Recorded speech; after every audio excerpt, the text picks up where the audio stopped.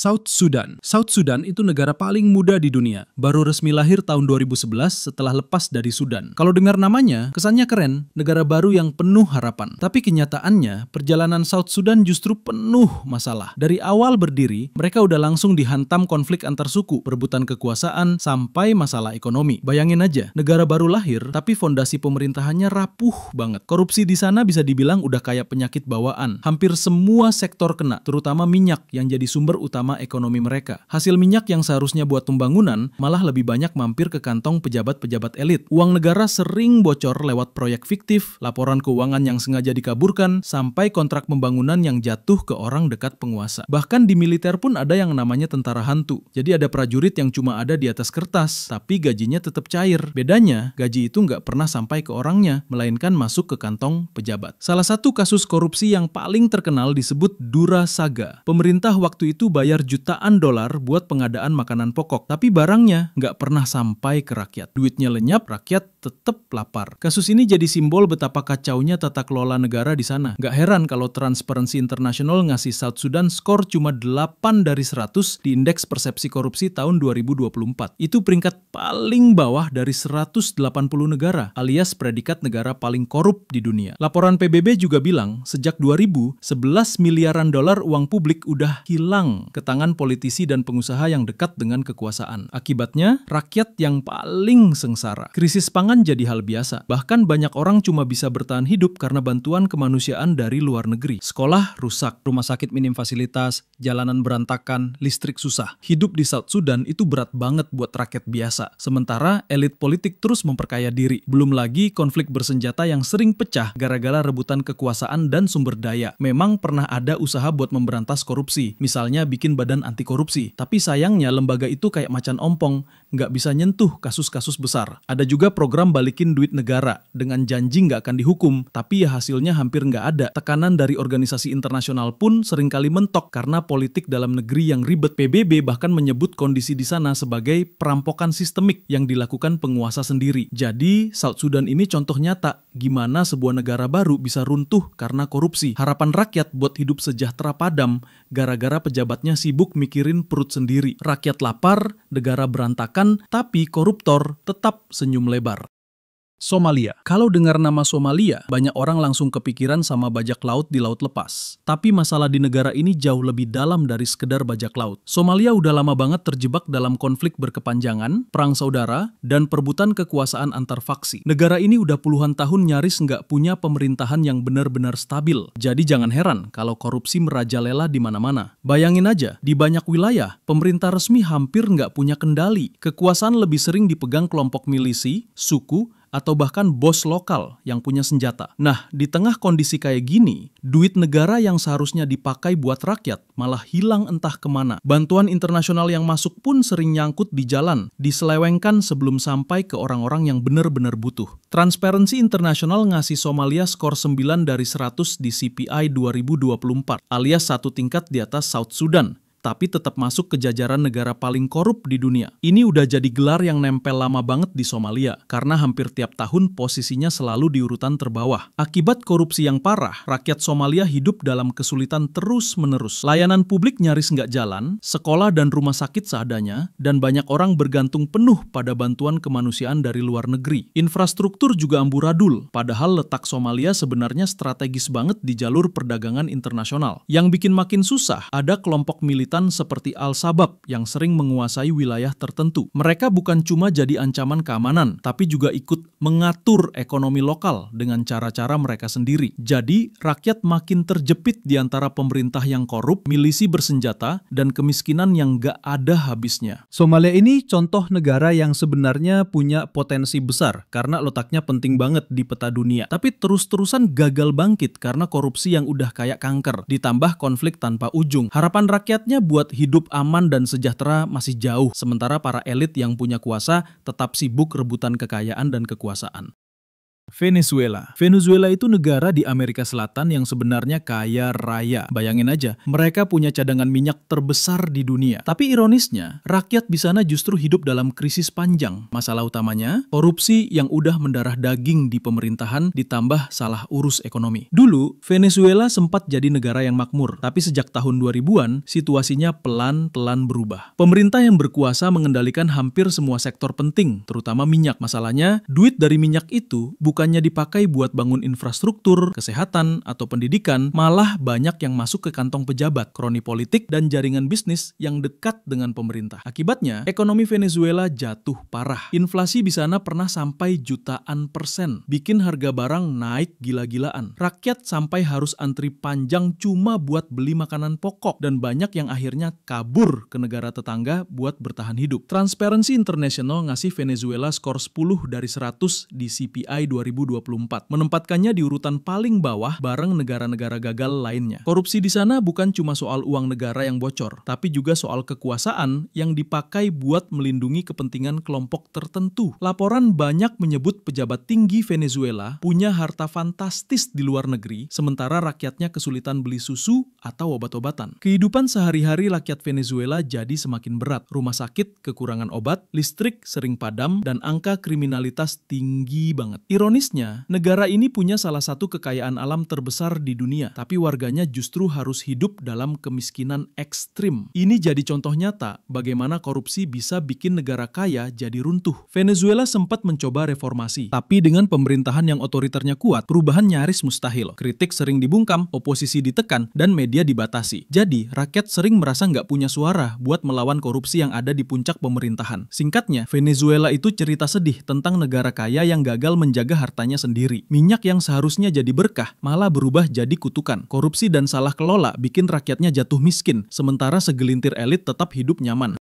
Syria. Syria mungkin salah satu negara yang paling sering kita dengar di berita dalam 2 dekade terakhir. Negara ini terjebak perang saudara sejak 2011 dan sampai sekarang belum benar-benar pulih. Tapi di balik perang dan konflik ada satu hal yang nggak kalah parah, korupsi yang sudah mengakar dalam sistem pemerintahan. Sejak lama, pemerintahan di Syria berjalan dengan gaya otoriter. Kekuasaan ada di lingkaran sempit keluarga dan orang-orang dekat presiden. Situasi makin kacau setelah perang pecah. Dana bantuan internasional, sumber daya, sampai proyek rekonstruksi banyak yang akhirnya dikendalikan oleh elit politik dan kroni mereka. Jadi sementara rakyat menderita akibat perang, ada kelompok kecil yang justru makin kaya karena memanfaatkan kekacauan. Transparency International ngasih Syria skor 12 dari 100 di CPI 2024. Angka ini bikin Syria masuk jajaran negara paling korup di dunia. Dalam praktiknya, korupsi di sana nggak cuma soal uang, tapi juga soal kekuasaan. Dari izin usaha, distribusi barang, bahkan akses ke layanan dasar kayak listrik dan air, seringkali orang harus bayar suap atau punya koneksi dengan pejabat supaya bisa dapat hak mereka. Kehidupan rakyat Syria pun berat banget. Infrastruktur hancur karena perang, rumah sakit kewalahan, sekolah banyak yang nggak berfungsi, dan jutaan orang terpaksa jadi pengungsi. Di tengah situasi ini, dana yang seharusnya buat perbaikan malah diselewengkan. Banyak laporan bilang, bantuan kemanusiaan yang dikirim ke Syria seringkali nyangkut di jalur birokrasi atau malah dipakai untuk memperkuat posisi pemerintah, bukannya membantu rakyat. Yang bikin tambah tragis, korupsi di Syria udah jadi bagian dari bertahan hidup. Banyak orang terpaksa ikut dalam sistem suap supaya bisa mengurus dokumen, membuka usaha, atau sekedar mendapatkan layanan dasar. Jadi praktik korupsi kecil sampai besar seakan jadi hal normal di sana. Syria adalah contoh bagaimana kombinasi antara perang, kekuasaan otoriter, dan korupsi bisa menghancurkan kehidupan rakyat. Negara ini sebenarnya punya sejarah panjang dan budaya kaya, tapi sekarang lebih dikenal sebagai zona konflik yang penuh penderitaan. Dan selama korupsi masih jadi bagian dari sistem, kemungkinan rakyatnya untuk benar-benar pulih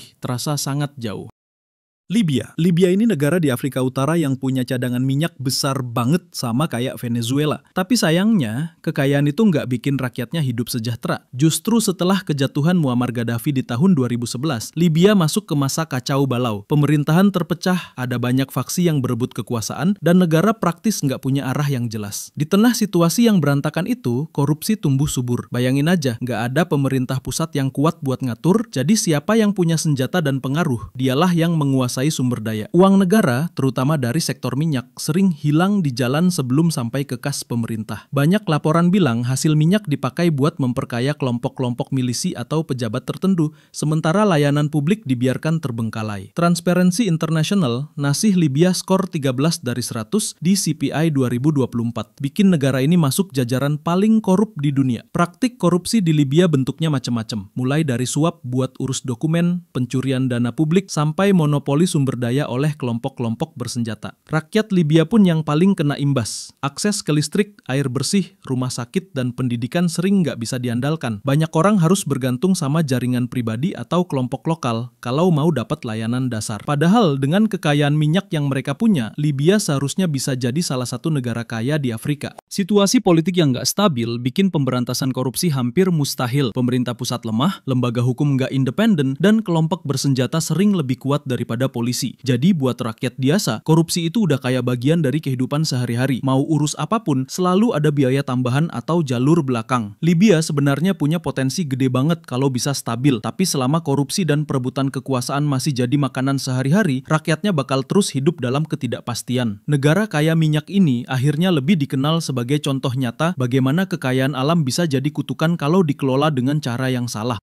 Eritrea. Eritrea ini negara kecil di Afrika Timur. Letaknya di tepi Laut Merah, berbatasan sama Ethiopia dan Sudan. Sekilas mungkin namanya jarang terdengar, tapi kalau soal korupsi dan gaya pemerintahan yang keras, Eritrea termasuk salah satu yang paling parah. Sejak merdeka dari Ethiopia tahun 1993, Eritrea dipimpin terus oleh satu orang, yaitu Presiden Isaias Afwerki. Bayangin aja, udah lebih dari 30 tahun berkuasa tanpa pernah ada pemilu yang benar-benar bebas. Sistem politiknya super ketat, pers bebas hampir nggak ada, dan negara ini sering disebut sebagai Korea Utaranya Afrika. Dengan gaya pemerintahan yang tertutup gini, korupsi jadi gampang banget tumbuh. Transparency International ngasih Eritrea skor 13 dari 100 di CPI 2024, masuk jajaran negara paling korup di dunia. Masalahnya bukan cuma soal duit negara yang hilang, tapi juga cara pemerintah mengendalikan semua aspek kehidupan, dari ekonomi, bisnis, sampai kebebasan individu, semua ada di bawah kontrol ketat rezim. Kalau mau punya akses ke layanan atau izin usaha, biasanya harus punya koneksi dengan pejabat atau bayar uang pelicin. Yang bikin tambah berat, rakyat Eritrea sering dipaksa ikut wajib militer dengan waktu yang nggak jelas kapan selesainya. Banyak yang terjebak jadi tentara bertahun-tahun tanpa gaji layak, sementara elit politik tetap hidup nyaman. Korupsi bahkan muncul di sektor militer, misalnya lewat penyeludupan barang dan perdagangan gelap yang dibiarkan karena menguntungkan orang-orang berkuasa. Hidup di Eritrea buat rakyat biasa itu serba terbatas. Ekonomi lemah, lapangan kerja minim, dan banyak orang akhirnya memilih kabur ke luar negeri buat cari kehidupan lebih baik. Bahkan, Eritrea dikenal sebagai salah satu negara dengan jumlah pengungsi paling banyak di dunia kalau dibandingkan dengan jumlah penduduknya. Singkatnya, Eritrea ini contoh negara yang pemerintahnya menutup diri rapat-rapat dari dunia luar, bikin rakyatnya menderita, dan korupsi jadi bagian dari sistem. Selama kekuasaan dipegang segelintir orang tanpa transparansi, sulit banget ngebayangin Eritrea bisa keluar dari daftar negara paling korup.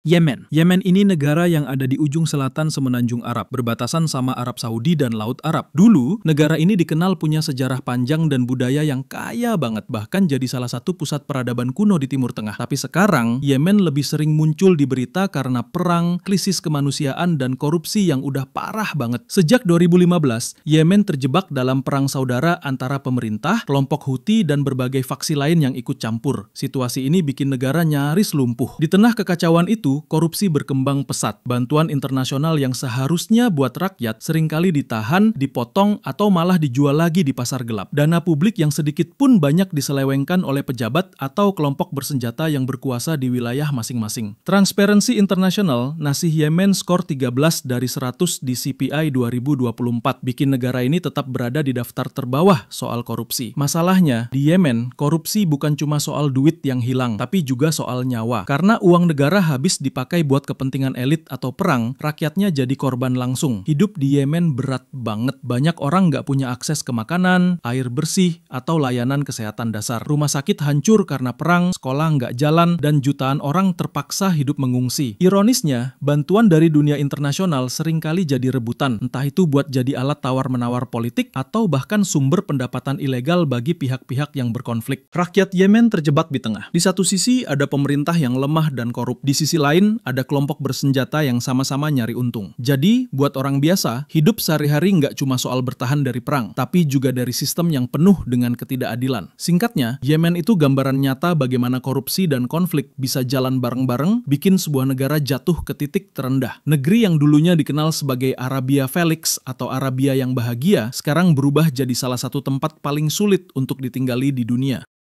Ekuatorial Guinea. Ekuatorial Guinea ini negara kecil di Afrika Tengah, letaknya di pantai barat berbatasan sama Kamerun dan Gabon. Meski kecil, negara ini sebenarnya kaya banget karena punya cadangan minyak dan gas yang besar. Tapi sama kayak Venezuela dan Libya, kekayaan alam itu malah jadi kutukan. Bukan bikin rakyatnya makmur, malah bikin jurang kesenjangan makin lebar karena korupsi yang merajalela. Sejak tahun 1979, Ekuatorial Guinea dipimpin oleh Teodoro Obiang Nguema Mbasogo yang jadi salah satu presiden dengan masa jabatan terlama di dunia. Bayangin, udah lebih dari 4 dekade berkuasa. Dan selama itu pula, pemerintahan di sana terkenal penuh nepotisme dan korupsi. Keluarga presiden dan kroni dekatnya menguasai hampir semua sektor ekonomi, dari minyak sampai perdagangan. Jadi, meski negara ini punya pemasukan miliaran dolar dari ekspor minyak, sebagian besar rakyatnya tetap hidup miskin. Transparency International ngasih Ekuatorial Guinea skor 13 dari 100 di CPI 2024. Masuk ke daftar negara paling korup. Banyak laporan menyebut para pejabat tinggi punya properti mewah, mobil sport, dan rekening di luar negeri. Anak presiden bahkan pernah tersangkut kasus pencucian uang dan penyitaan aset mewah di Eropa dan Amerika. Sementara itu, kondisi rakyat sangat memprihatinkan. Akses ke air bersih, layanan kesehatan, dan pendidikan masih terbatas. Infrastruktur publik banyak yang terbengkalai dan tingkat kemiskinan tetap tinggi meskipun negara ini kaya minyak. Ironisnya, ibu kotanya, Malabo, punya gedung-gedung megah dan proyek prestisius, tapi di luar itu banyak desa yang hidup dalam kesulitan. Korupsi di Ekuatorial Guinea udah jadi bagian dari sistem. Kalau mau urus apapun, biasanya harus bayar uang pelicin. Pemerintah pun nggak punya mekanisme transparansi yang jelas, karena hampir semua kebijakan berputar di lingkaran keluarga presiden. Singkatnya, Ekuatorial Guinea ini contoh nyata negara kecil yang kaya sumber daya, tapi gagal menyejahterakan rakyatnya. Selama kekayaan minyak dikuasai segelintir elit, negara ini akan terus ada di daftar paling korup di dunia.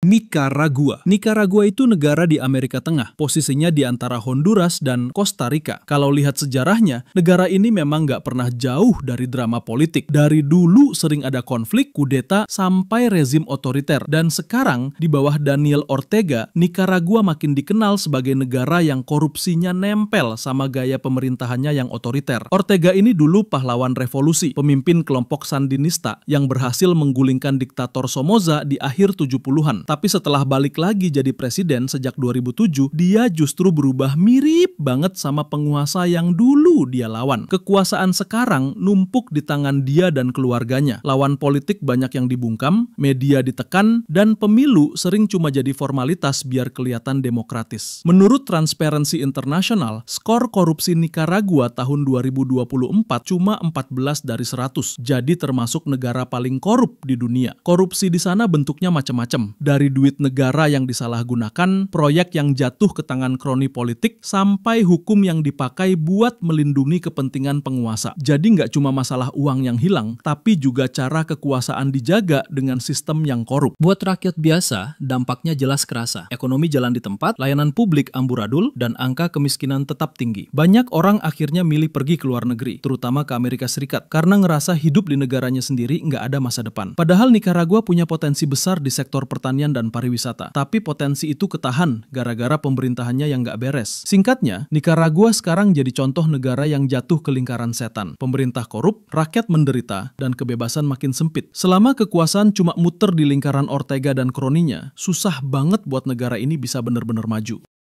Sudan itu negara besar di Afrika Timur Laut, berbatasan sama Mesir di utara dan Ethiopia di timur. Negara ini punya sejarah panjang, tapi juga penuh gejolak. Selama puluhan tahun, Sudan dikenal dengan konflik bersenjata, perang saudara, sampai pembantaian di Darfur. Nah, di balik semua itu, ada satu masalah yang nggak kalah parah, korupsi, yang udah jadi bagian dari sistem. Setelah bertahun-tahun dipimpin diktator Omar al-Bashir, yang akhirnya jatuh pada 2019, banyak orang Sudan sempat berharap negaranya bisa berubah. Tapi kenyataannya, sampai sekarang situasi masih kacau. Pemerintahan transisi yang datang setelah Bashir juga penuh drama politik kudeta dan perebutan kekuasaan. Korupsi tetap jalan terus, seolah nggak pernah ada reformasi nyata. Transparency International ngasih Sudan skor 15 dari 100 di CPI 2024, bikin negara ini tetap nangkring di daftar negara paling korup. Di sana, duit negara sering diselewengkan lewat proyek fiktif, pejabat yang ngantongin dana bantuan, sampai penyalahgunaan kekayaan alam. Minyak, emas, dan sumber daya lainnya banyak dikuasai kelompok tertentu yang dekat sama penguasa. Buat rakyat biasa, hidup di Sudan gak gampang. Ekonomi lemah banget, harga-harga melambung tinggi, dan banyak orang kesulitan memenuhi kebutuhan pokok. Layanan publik nyaris nggak jalan, rumah sakit minim fasilitas, sekolah rusak, dan listrik sering mati. Padahal negara ini punya potensi besar dari sumber daya alamnya, tapi semua itu nggak pernah benar-benar dinikmati rakyat. Situasi makin berat karena Sudan juga masih dilanda konflik internal. Perebutan kekuasaan antar militer dan kelompok paramiliter bikin negara ini makin kacau. Di tengah kekacauan itu, korupsi tumbuh subur karena nggak ada sistem hukum yang kuat untuk kontrol. Jadi, Sudan ini contoh klasik negara yang kaya sumber daya tapi gagal berkembang karena korupsi dan konflik terus jalan bareng. Rakyat cuma bisa berharap ada perubahan, tapi selama pejabatnya masih sibuk memperkaya diri sendiri, perubahan itu rasanya jauh banget.